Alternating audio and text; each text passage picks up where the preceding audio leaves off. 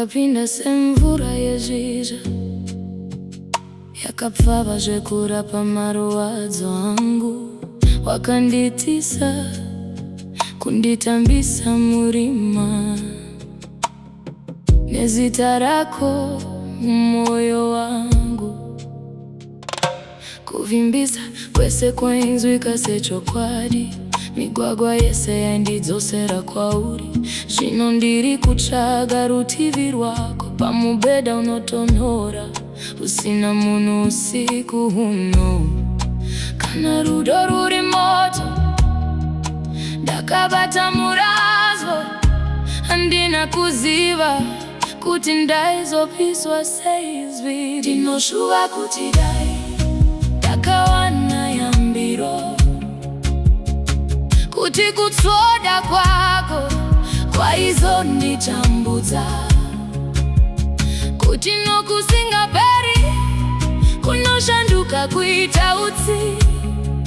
Kana munhu waunovimba naye akakusiya, ndakakupa zvese zvandaive. Zvino ndangariro dzako ndidzo dzandinosara nadzo, kana kuchema kwemwoyo kwaive nemumanzi. Kudiwa iwe uchava rwiyo ruri mandiri.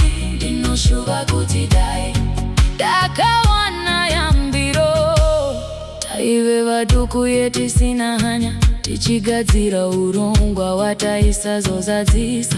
Ndakafunga kuti maoko ako aive imba. Zvinoshamisa kuti ava vatorwa zvinhu, tinonzwa zvekuseka kwako kwepakati peusiku. Kunge mufananidzo wapunzika, wakaenderera mberi zviri nyore.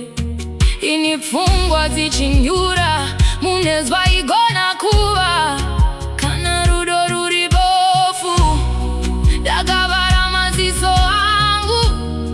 Handina kuona kuoneka kwako mupenyu wangu.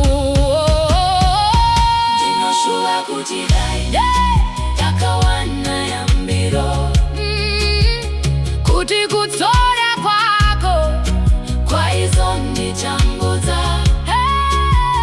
kuti nokusingaperi kunoshanduka kuita utsi. Kana munhu waunovimba naye akakusiya, ndakakupa zvese zvandaive. Zvino ndangariro dzako ndidzo dzandinosara nadzo, kana kuchema kwemwoyo kwaive nemumanzi. Mudiwa iwe uchava rwiyo ruri mandiri. Ndinoshuva kuti dai ndakawana yambiro. Zvimwe rudo runongova maronda ehondo, kutsinana ramangwana nekwaivepo. Zvimwe rimwe zuva ndichava nekutenda kuti kurasikirwa kwangu kwakandiponesa.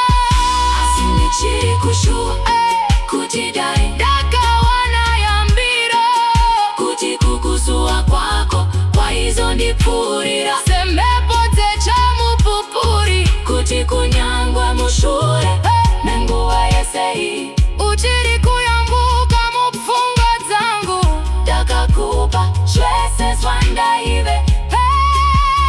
Zvino ndangariro dzako ndidzo dzandinosara nadzo, kana kuchema kwemwoyo kwaive nemumanzi. Mudiwa iwe uchava rwiyo ruri mandiri.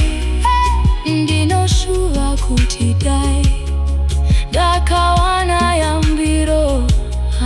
Ndinoshuva kuti dai pakawana akandiyambira. Ndisati ndakuisa pedyo pedyo,